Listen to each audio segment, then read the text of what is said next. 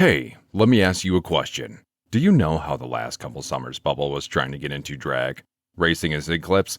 What? We're just talking about cars here. Yeah, the drag racing didn't really go exactly as he planned, but he did pick up one valuable skill. Shifting gears, baby! And doing it like a pro, this part 2 with Micah Smith takes us from super serious to laughing our heads off. You won't believe the most embarrassing moment from Micah's childhood. He's probably going to regret sharing once it airs. Too late, sucker. Let's just say it has to do with the 4-H camp bathroom, tornado sirens, and one embarrassed little boy. Also, Micah and Bubba, like the rest of us, have noticed the mullet is making a comeback. What is up with that? We are going to cover all of that and more on this hilarious episode, part 2 with Micah Smith. Here's your host who couldn't hack it on the drag strip, Bubba Seaman.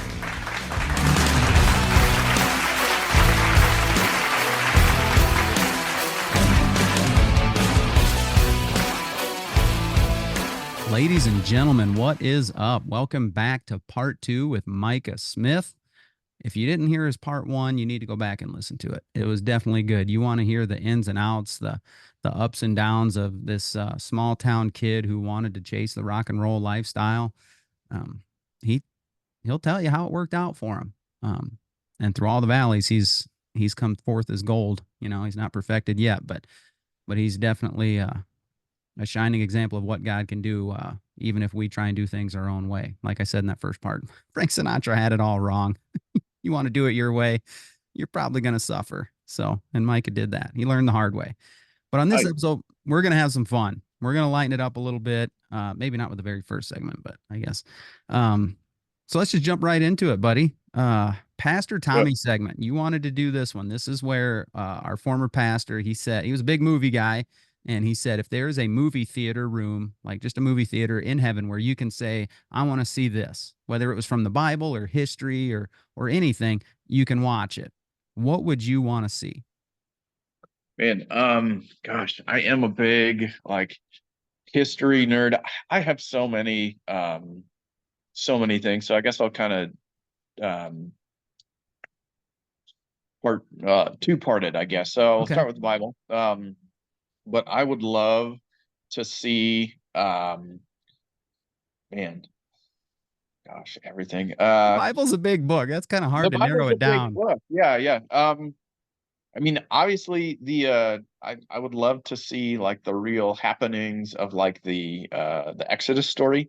Okay. And the 10 plagues and like parting the Red Sea and everything like that. Like, the 10 Commandments movie's not good enough for you? No. We like Charlton Heston, and then they did that silly one with Batman, and gosh, what is his name? Dang They it, did I'm an blanking Exodus on his name. one with like Christian Bale? Yeah, that's it, Christian Bale. Yeah, Exodus, Gods and Kings, where it's yeah, I didn't see that one. kind of a like an action movie that like apparently, which is not how it went, but yeah. Okay. I would just love to see like that miraculous, crazy stuff, like God actually being. And I love the Exodus story. The more I dig into it, the more things are just amazing because like the 10 plagues are actually connected to like main gods of Egypt. So like it's like God like overturning the power of every one of these idols that are going on, or spirits or whatever. Like it's just I would just love to see it played out. And I don't know. I would love to see. This is something I'm curious about. If I bet we'll be curious about it in heaven. There's a book called Heaven by a guy named Randy Alcorn, which is really amazing. If you haven't read it, read that. But just kind of to see, even tying back to this first segment one about how I'm looking forward to seeing like how all the difficulty and the stuff, like the no's, the closed doors in life, how like God has used them. Because so many of those things like you can't see. You go through in real things and you're like, time. well, why did this have to happen? Yeah. And like just to see it from his point of view of like how he was using this to all like work out his good stuff. I'd really like to see that. Okay. As far as history, there is a battle. I forget the name of it, starts with a P. But it was between like the Persians and the Egyptians, and I think the Persian general was like very astute, so he like did a little bit of research of culture of his enemy. I want to say Pelusia or something like that. But cats were sacred to the Egyptians, so the Persian army marches in, and they had a bunch of cats. Like they held them out in front of their soldiers, and so the Egyptians were like, "Whoa, what do we do? We can't touch these sacred animals." And it was just a slaughter. They No annihilated them. kidding. Huh. It was, gosh, do you mind if No, go ahead, Battle of, look it up. I thought you were going to yeah, say the Battle of Thermopylae. That's when that supposed Spartan 300 stood up against the king of Persia for however many days, and he basically they all died, but they bought enough time because they 300 stood against thousands, and I thought that's where you were going, but that's not it. That's something totally the different. Battle of Pelusium. Okay. It occurred in 525 BC. So it was the first major battle between the Achaemenid Empire and Egypt, and so that's like the Persians. But yeah, they like They he did a held little cats. cultural research, and he knew that Egyptians held cats sacred, so the soldiers held them out like in front of them, and the Egyptians were like, "We can't touch it." They were like flinging cats over the walls, like all these different things, and they just like Oh, annihilated it because they figured out it was important to their culture, and the Egyptians were just dumbstruck because here they're taking what is most valuable to them and using it like as a shield, and the person just rocked them. That's crazy. wow. So yeah, Wow. Battle of Pelusium, look it up. I Um, will. Yeah, I yeah, heard something about the parting of the Red Sea. I don't know if it's true. I didn't research it, but I love when there's different facts that verify events in the Bible. yeah, And I saw something on, I think it was on Instagram this week or Twitter, and it said something about on the one side, when they went through the Red Sea. I mean, I think there was two different partings at one point. The Red Sea during the Exodus, and then another one later. But they were like supposed to set up stones and rocks as like a reminder when they got yep, to the other yep, side, so that the yep, future yep. generations would ask. Well, someone put a post about where they think they crossed. When you get there, there's like melted sand on the shore. And Okay. melted sand, you know what temperature it takes to melt sand and basically turns it into like silica glass or whatever. Yeah, And they say that that could have only been by a fire so hot. You know what I mean? It's like that's never going to be yeah, near a riverbank or a water bank, you know? And it's like, well, that's the Bible records it that like when he parted the sea, he left a pillar of fire to keep the Egyptians from coming. And yeah, it's like, oh my gosh, yeah, that could possibly melt that sand and leave that like that. But I had yeah, never thought of that before. yeah. But That's oh, yeah, it's crazy stuff. I would love to see that.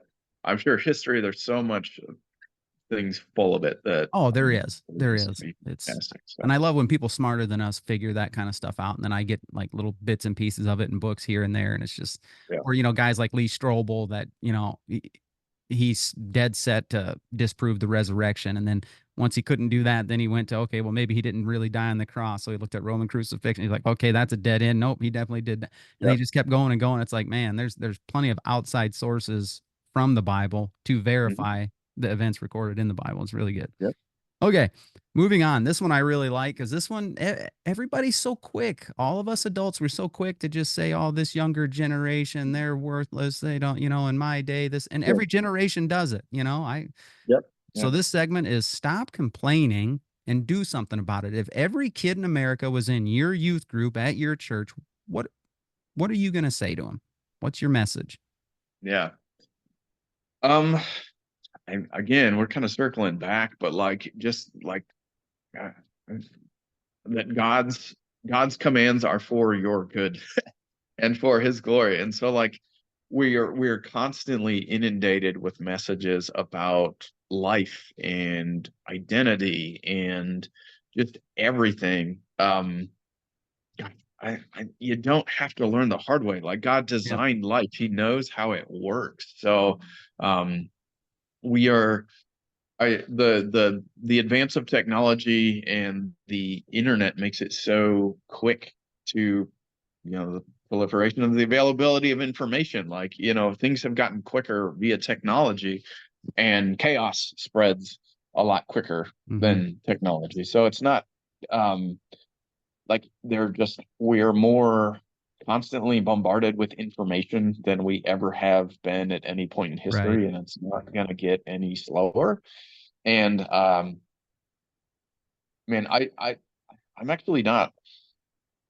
I don't know. Like even in the chaos, God is never like, oh man, things are out of my, that's Oh gone off no, the there's no track. Like, surprise in him. yeah, there's no surprise in him. He's not freaked out. He's never anxious. He's just like, he's got it. So, um, man, I wish that like if they were in my youth group, I would just have these kind of real conversations about the things of life and especially the aspects of life that we're constantly being bombarded with, as far as like in narratives about sex and identity and um just like what's really important to kids and like have that on a serious like I wish I would have had an adult that would have been able to just like go there and have that kind of uncomfortable conversation with me Yeah. growing up. Yeah. And again, I can't fault. I love my mom and dad. They you know I think maybe growing up they probably didn't have to have these kind of conversations because like kids weren't being put in these sort of seats where they had to make these crazy decisions or being pushed into making these kind of like life giant life choices this Yep. fast. Yeah, it's Um, different now. yeah. Yeah. And so, and again, it's not all these dang kids or these dang adults. It's like well, the environment has changed and how quick these heavy burdens are placed on kids. Um, and so yeah, man, I can't stress enough to where like God knows how life is supposed to work. Um, and he's inviting you not to steal your fun, not to place limitations on you, Yep. but like he's inviting you into rest, into goodness, into abundance. Even if you don't have anything. I mean, it talks about in the most famous psalm, like the Psalm 23, the Lord is my shepherd, there's nothing I lack. Like Yep. if you've got God, he's going to be enough. Yep. In whatever season, if you have a season of little, if you have a season of a bunch. And both seasons are kind of weird because when you get used to having nothing, when you get used to couch surfing and living with in Craigslist arrangements or whatever, you Yeah. get kind of used to that. You get used to living with nothing. So when you enter into a season where you start to have more or like have healthy relationships or things like that, I'm currently in a season where I'm like, wow, things are like, he's bringing about goodness and good fruit and like good things into my life. I don't know how to handle this Yeah. because this is so unfamiliar. And the thing is like, man, you just like keep him at the center. I think it's in Psalm 16 where he talks about because he is at my right hand, I will not be shaken. And that idea of like God is always readily available and right there with you, like he is there to walk with you through every single stage. And if you know that, if you understand that and hold on to that, that's gonna save you from like that anxiety and be like, well, I have to figure this out and I have to Yeah. provide for me and I have to make this happen right now. Um, like his presence and his fullness allows you to be okay with things not being worked out all at once. It Yeah. allows you to be okay with uncertainty or just like patience and be able to wait on the Lord and his goodness to provide the good things for you instead of being like, well, I'm never gonna um get married or have She like doesn't realize hi Sarah. he's on the video. Yeah. Um Yes, you are. You're deleted. She always takes a few pictures for like the slideshow and stuff or whatever, and she didn't realize no, we're recording like yeah, all we of are. them, so she's That's in good. it now. Yeah, that's great.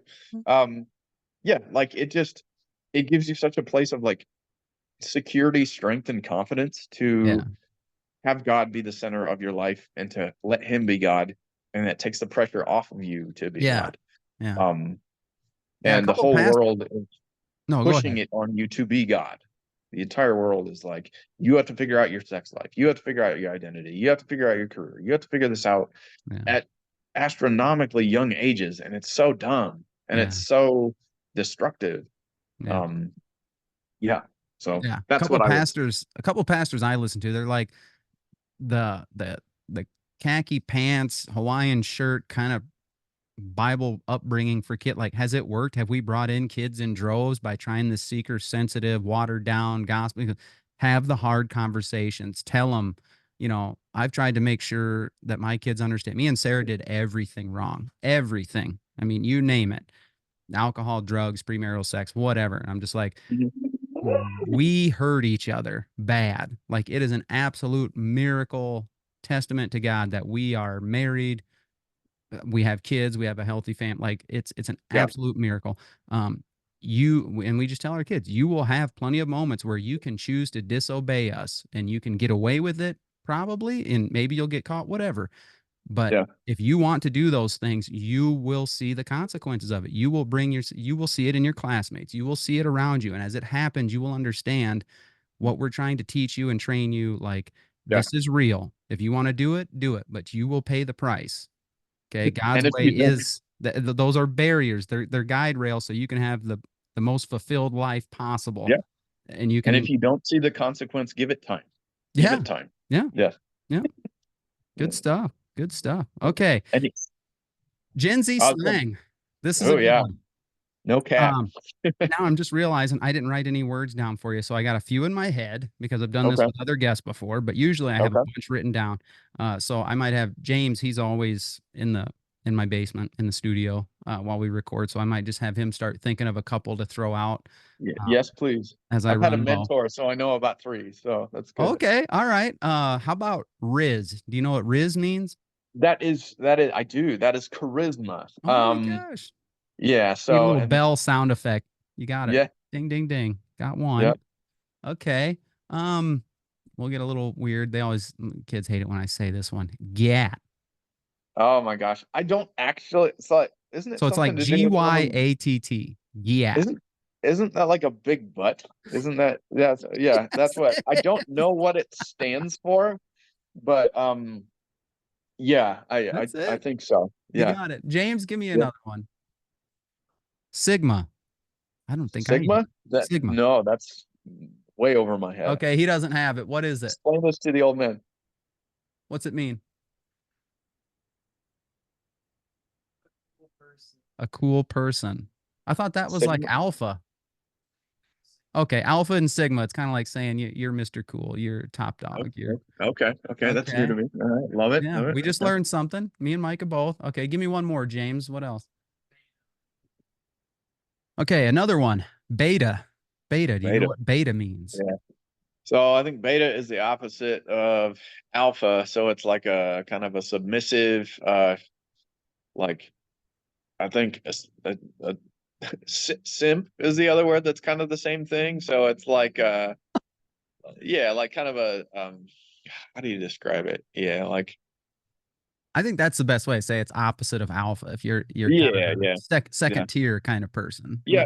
Second time. Yeah. All right, I'm gonna have to ask for clarification. James, is beta like the opposite of alpha, second tier? Like, you're not the stud, you're not the man, you're like, okay. And simp though, simp is, see, I don't know. I don't think you're right on simp. I think simp means no. Like I think simp is more like a verb, and I think it's when you are like trying to impress somebody. James? No. So simp. Let's ask the expert here, because I'm fairly certain that simp was like a beta, but instead of like an alpha male who like takes charge. Simp is like somebody who kind of like overshowers girls with affection and is like, oh, you're so wonderful, you're so whatever, Yeah. even though there's not really any like, yeah. No, that's it. You're right. That is it. That's exactly so it's like trying to impress, but in a weaselly, like weak way. Yes, There we you go. got it. Dang. So you only like missed one. Other than that, you got him. That was good. Okay. I'm alpha on the Gen Z slang. That's it. No cap. He just uses no cap. Oh my God. I told you I had a mentor, or I have a mentor. That's awesome. Okay. Yeah. Let's do the getting to know you segment. These will be a little bit faster. I won't say much. This will help the audience kind of get to know not your personal history, but just your personal taste and character kind of thing. Sure. I need to change this number. It's what would you do if you had $1 million? But $1 million now, like, is Yeah. so more like what would you do if you had 100 million? If you had Yeah, with stupid money. inflation, let's go up there. Yeah.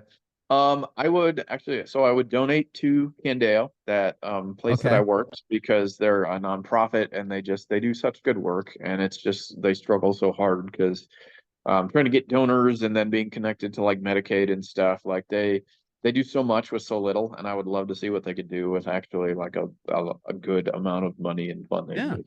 They could just do so much beautiful work. So I would do that. Yeah, I would make sure.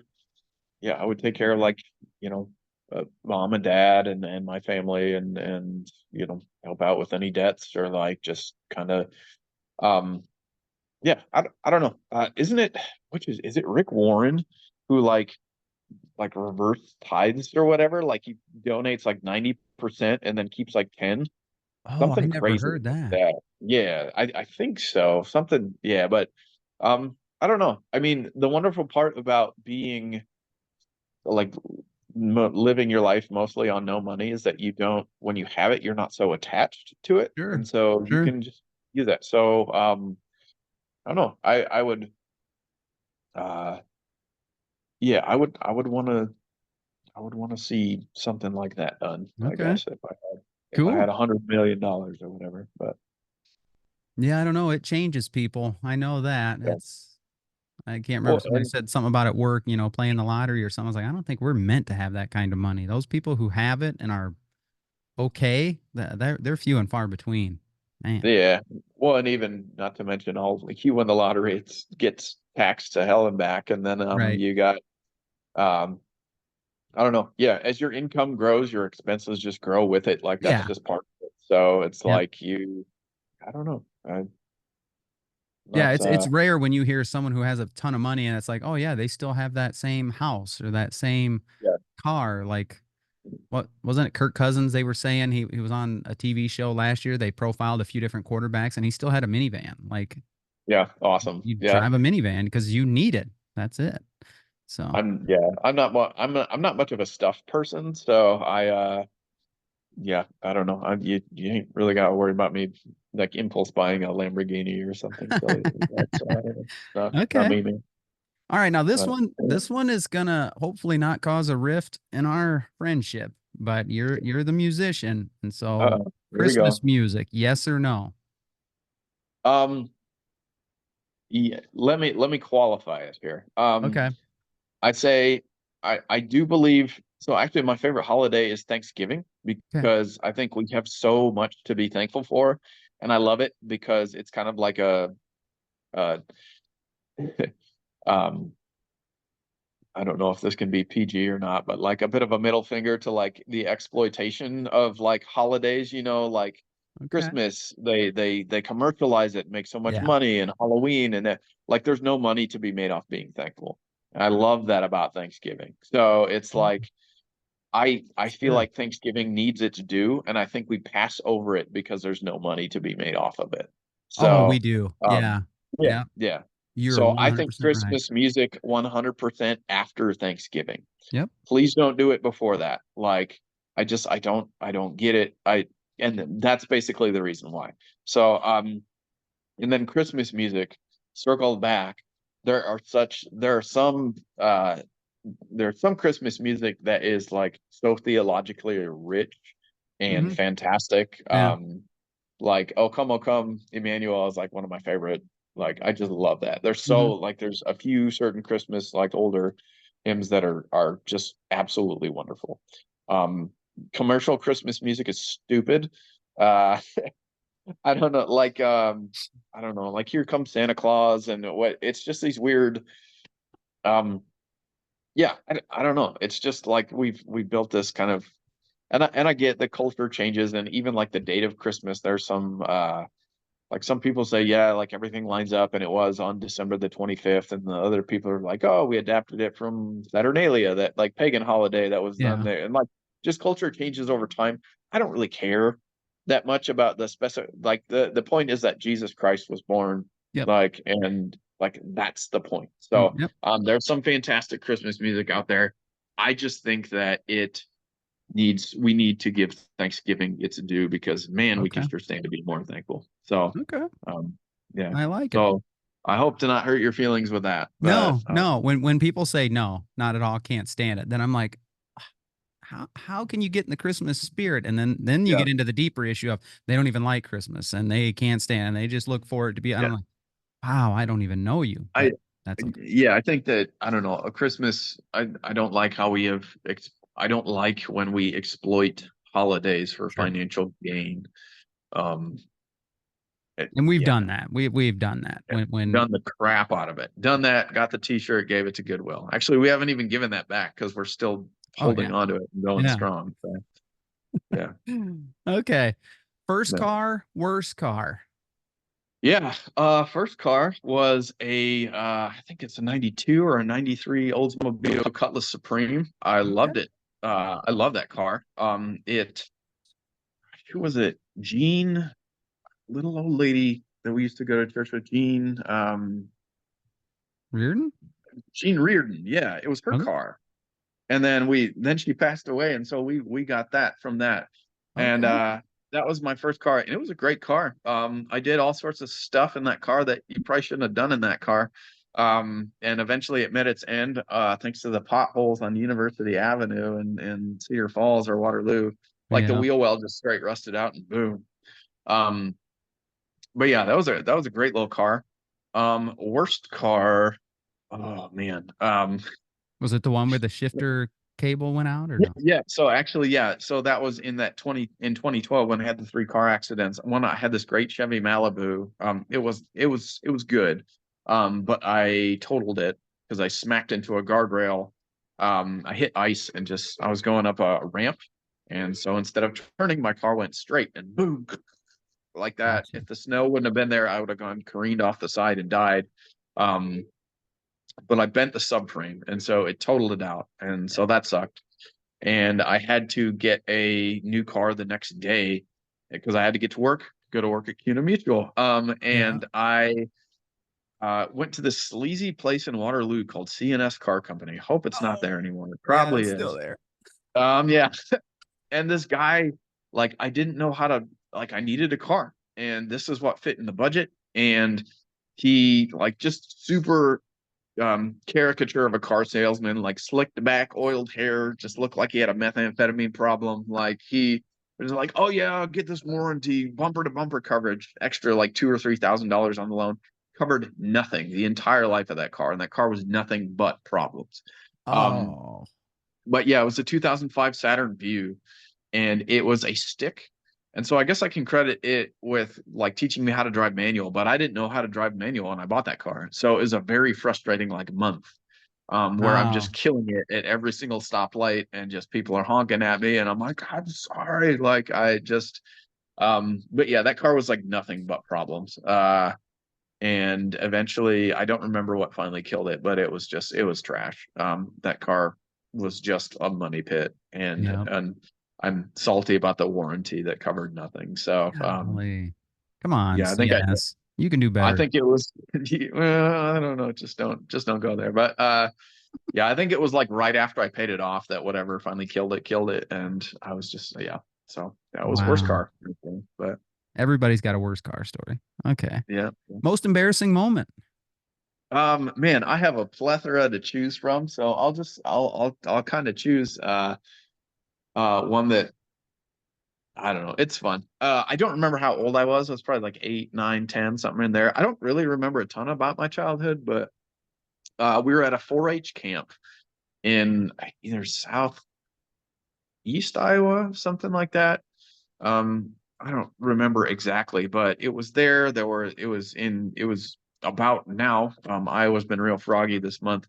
But we had it was the last day of the camp, and there were tornado sirens going off, or like they hadn't gone off yet, so it was getting there.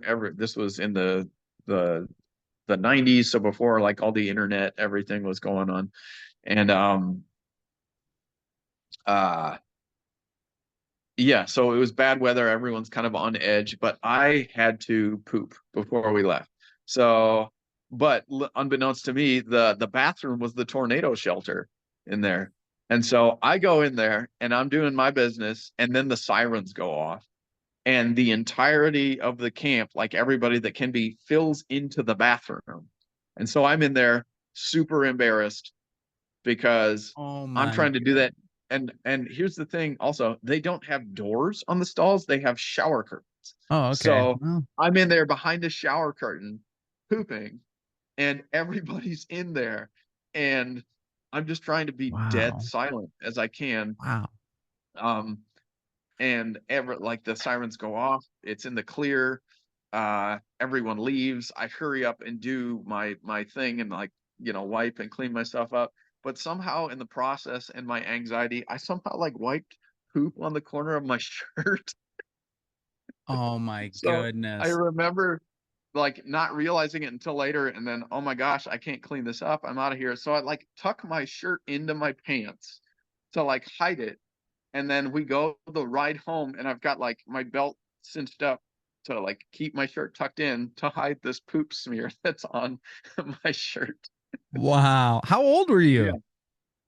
Yeah, 8, 9, 10, something like that. Oh, I don't okay. know. Pretty I don't know young. how I managed that to do that, but in my like panic of holy crap, I'm in here pooping, and now the entire 4-H camp is in the bathroom with me. No, I get So it. It sounds yeah, like something that would have happened to me, to be honest. yeah, Like I can totally relate to that. But dang, like yeah, I was gonna say, if you were a couple, 2, 3 years older, you may never have recovered from that. Because if you do yeah. that as like a No, 13-year-old, you're that toast. would have been devastating. Yep. Yeah, yeah, Yep. no. No one would have ever Um, talked to you ever yeah. until you got to like college.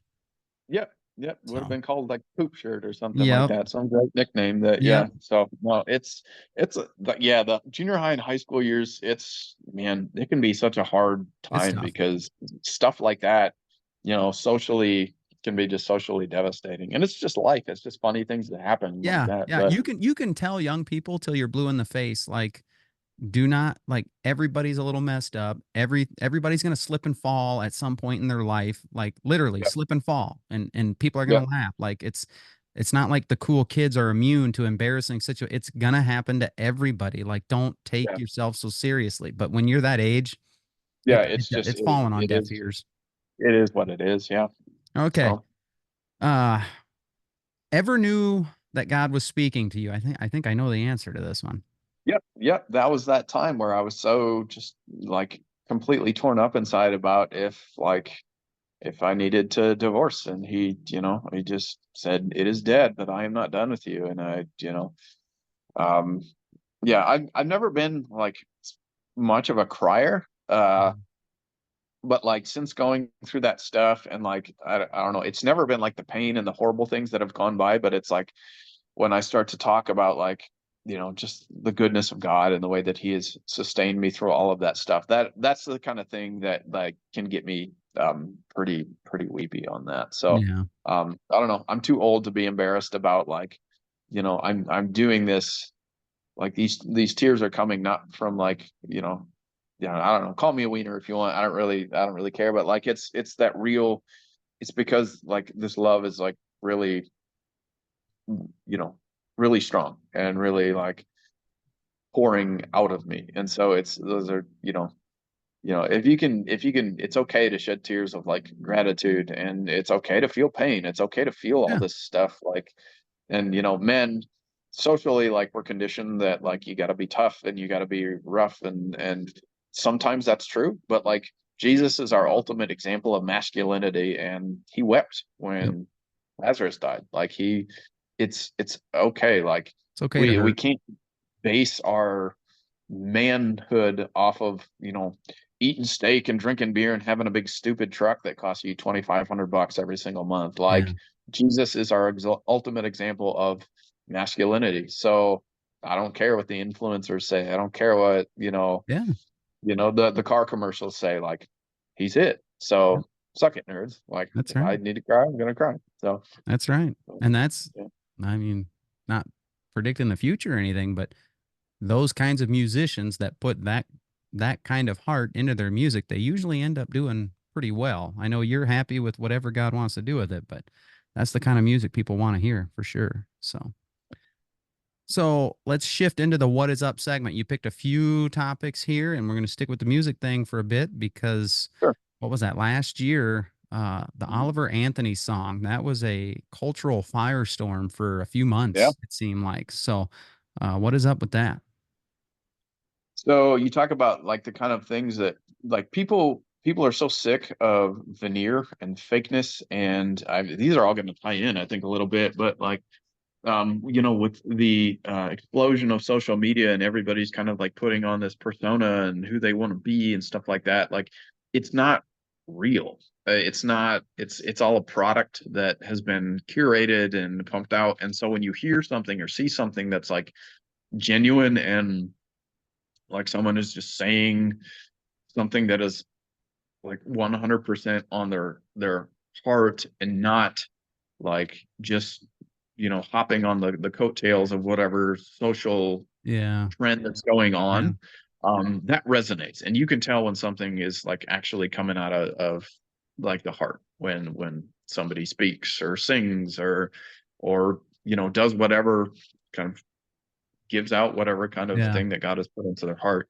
And so I think that song really like tapped into that like blue collar dissatisfaction of Yep. our current economic status. Like, and I know it's been actually really cool to, move from uh just change fields into more of a blue collar field and just to understand the way that people think and feel Sure. and he tapped a vein or he tapped a nerve, like that song struck a chord with like uh, you know, guys burying themselves in work. I got a buddy who works in a steel mill and he works like just ridiculous hours. And, people who are, there's a line from that young men are putting themselves 6 feet in the ground when all this country does is keep on kicking them down. And, Yeah.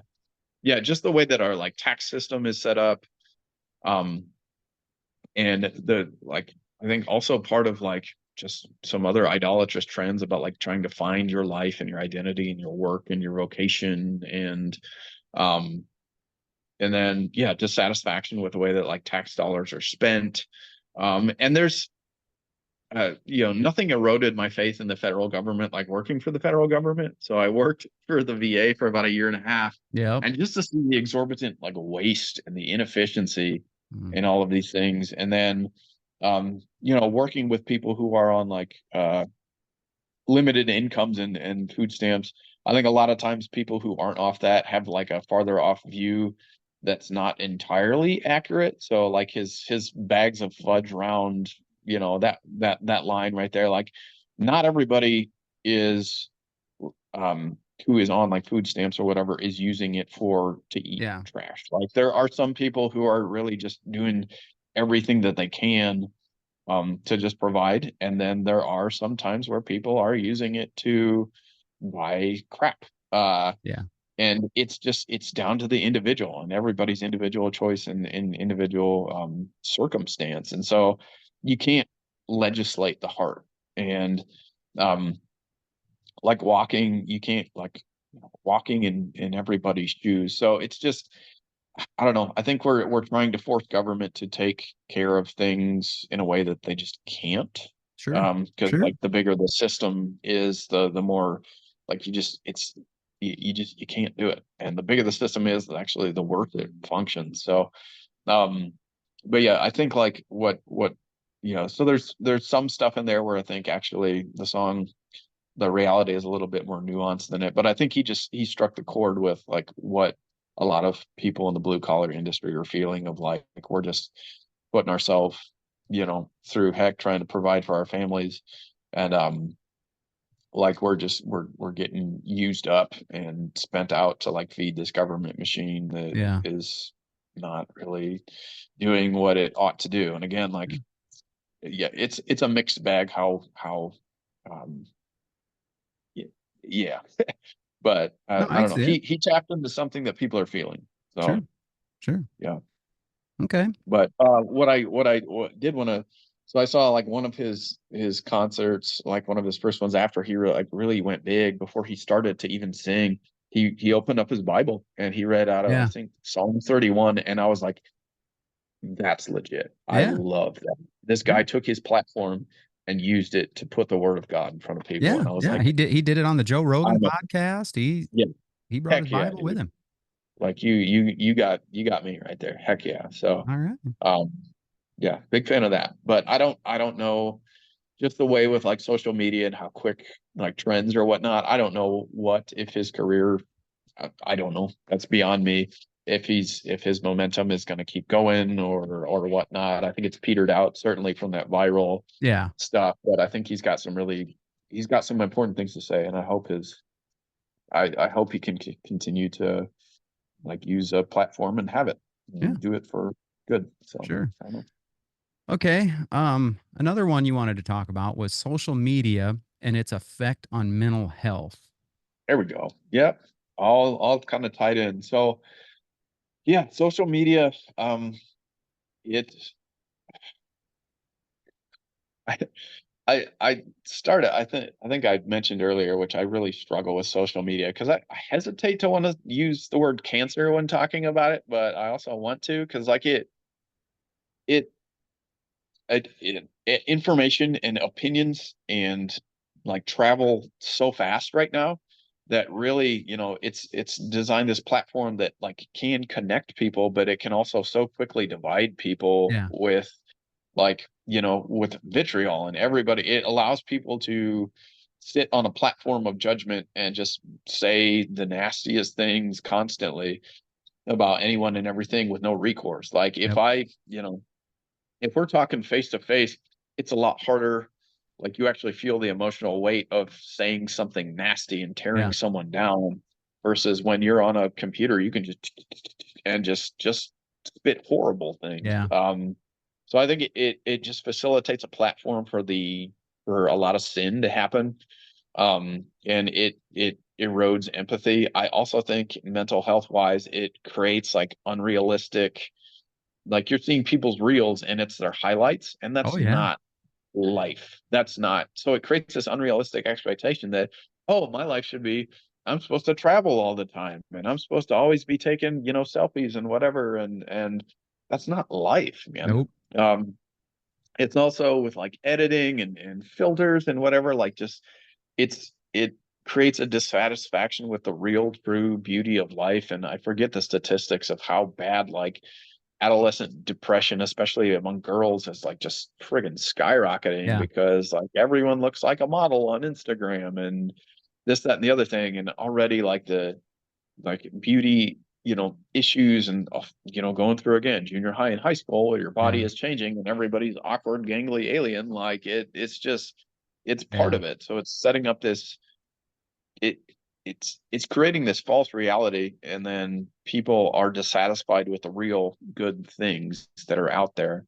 um so yeah, I don't know, I feel like it is a tool that I sometimes I get frustrated and I forget that it can be a neutral tool, like you can use it for good. Sure. Yeah. But my grumpy old manness is like just sees all the like the bad things that comes out of it, and sometimes that makes me want to not have anything to do with it, which actually hamstrings me as an artist who's like trying to produce Yeah. stuff out there. It's just um yeah, yeah, I it's a agree. blade that cuts two ways. So Yeah. I agree. yeah. All right. Last topic. Yeah. My clever idea for a segment or topic, I guess.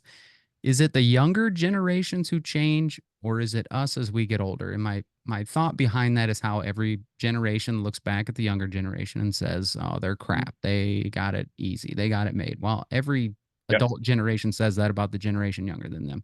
What's your sure. opinion? Uh, this is again where I'm thankful for my the sociological education. Mm-hmm. So I tend to pull it back and think about like how has the world around us changed? How has the systems that Okay. we've created changed? And so um, like there are so many different aspects of life. You talk about like economic affluence. Like there was a point, rewind the clock 1,000 years or whatever, that like our main focus was like we have to survive, Yep. and so we have to just really bust our butts to put food on the table. And so when you create a society that is affluent enough to where we have time for like other things, I think if you let human nature go in its course, we're going to drift towards, like the natural bent of man's heart is sin. So we're going to Yeah. find new ways to just get all twisted up. So, Yep.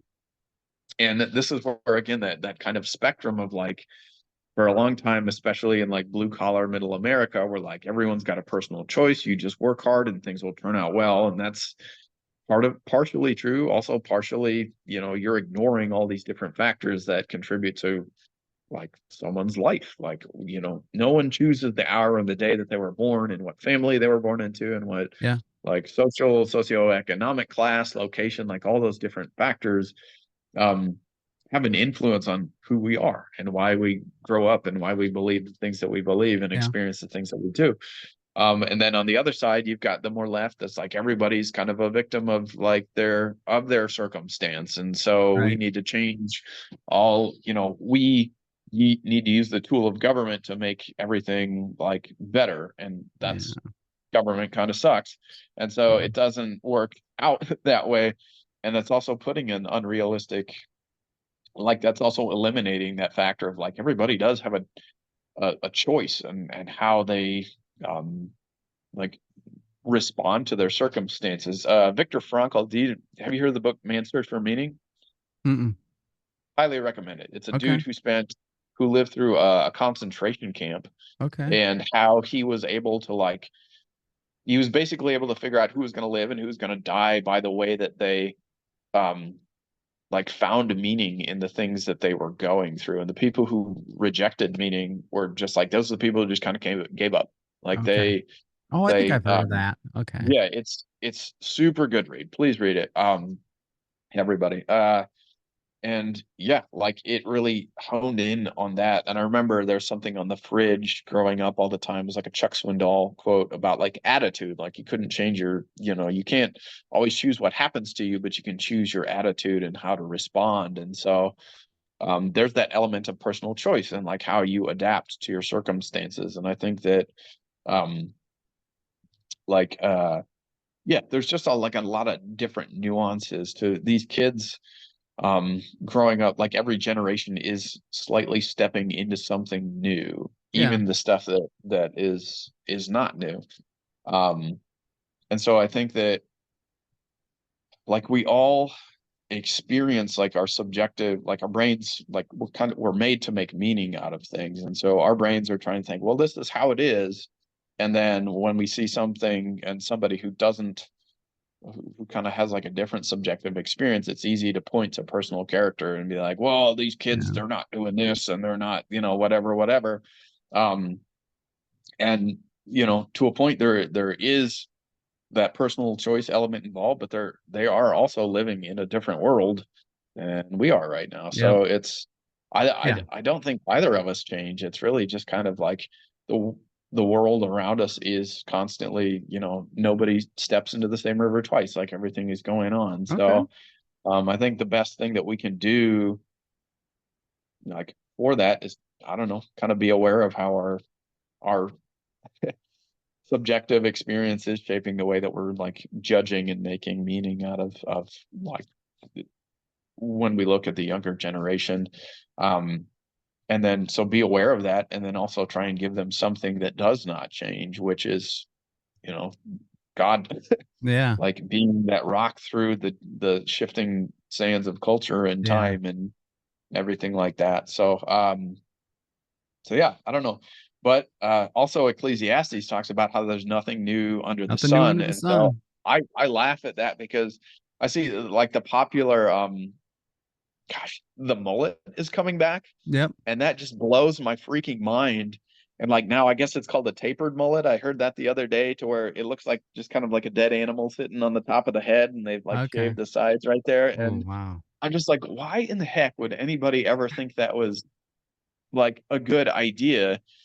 And at one point that was probably the style, and now it's coming back again. And I think my stupid haircut, like I'm sure somebody is out there looking at my head being like, why would anybody want to do that?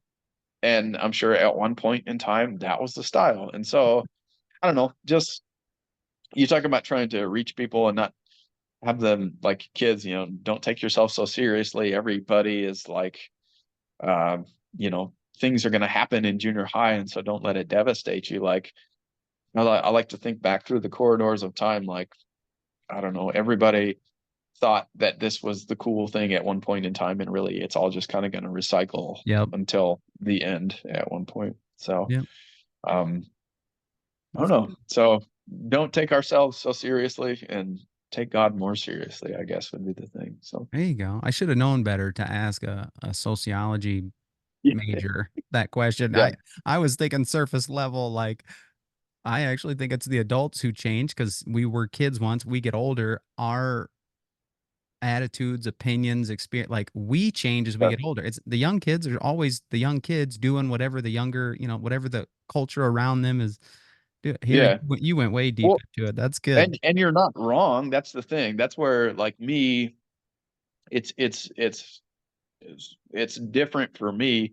Coming from a, if we're gonna put labels on things, which again, that's a whole nother animal that I'm like, people can invest too much in that. But like for me, like I come from, I'm a, here will make the liberal people happy, but I'm a straight white middle class, family from the Midwest that, like, in my experience is going to be different than a, you know, maybe like a gay black female from The inner Chicago or city. something Yeah. like that. Yep. Yeah, things like that. And so everybody has different seats, and like that, more left leaning is going to make such a big deal out of that. As far as like what labels you put on Yep. yourself or whatever, and like too much so. And then the other side is like, well, everybody's got the choice. And so it's Yeah. just it can be hard to talk about those nuances with people who come from your same socio-economic, religious, whatever Right. background. And it can get pretty nuanced. And so you can get some angry people who are like, well, that's just not how it is. And like, well, there is objective truth and there is subjective experience too. And they Yep. both exist. Yep. Like, so Don't get caught up yeah, in the prism of two ideas. Like yeah, just yeah, because you're not one way, it doesn't mean it's exactly like there is a yep, whole gray yep, area that a lot of the world is in, and we have to be willing to talk about that yeah. gray area. It's And how do we represent Christ in all of those areas? right. That's the big thing. Like the rest of it, I'm not here to convert you to being I don't know. I'm not really, I don't know.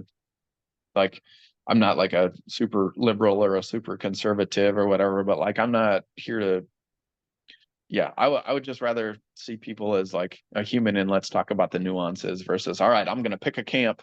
This is me. I got my MAGA hat on, or I got my, Yep. Biden hat on, or whatever. Like, and that's the kind of stuff that social media facilitates.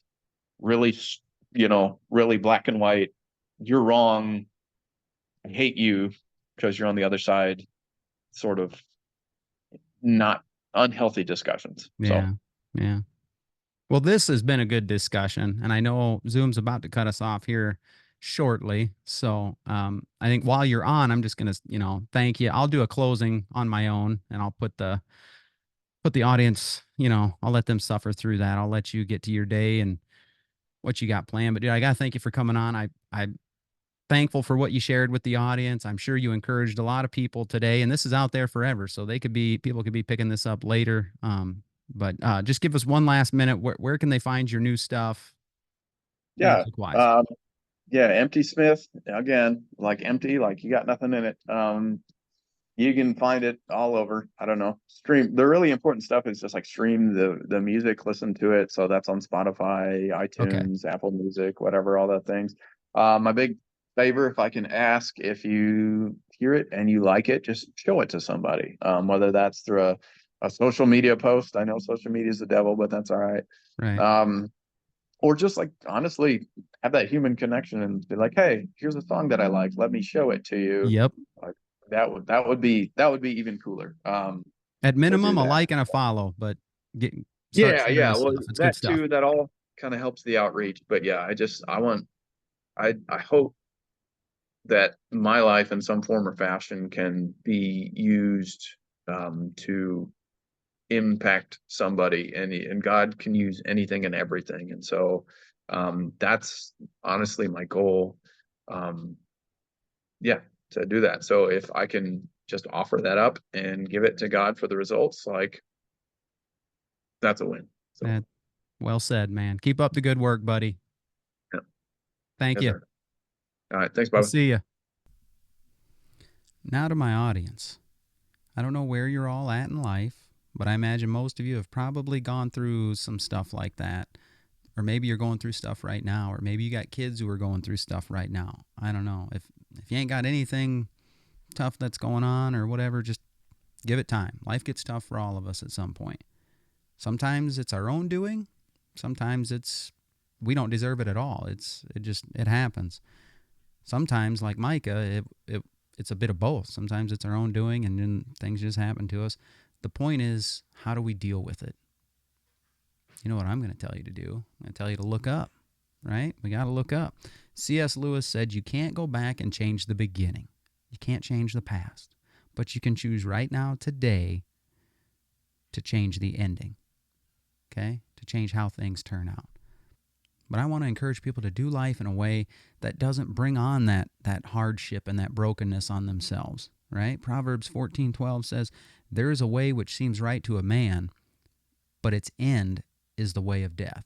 All right. Sometimes we live and do things just because, that's how we were raised. That was the environment we were brought up in. It's what we've been taught is normal. This is normal behavior. This is the standards of our culture. This is just what we do nowadays, right? How's that working for us? How's that working for society at large today? Look around. We've got more broken families, more divorce, more alcoholism, drug addiction, mental depression and anxiety and suicide as everything's just, higher now than at any point in our history in the past, okay? We need some direction better than just this is what the culture's doing. This is what the culture says is normal, okay? You know what the Bible calls the influence of culture at any given time in history? They call it the spirit of the age, all right? Sounds kind of cool if you ask me, but it's not a good thing. It's not a good thing at all. It's always changing, and it's never getting better, ever. Sure, we may make more money now. I'm thankful to live in the generation we live in now. We make more money now than ever. We have more opportunities for joy or entertainment or pleasure. There's just so much more opportunities growing up in today's day and age.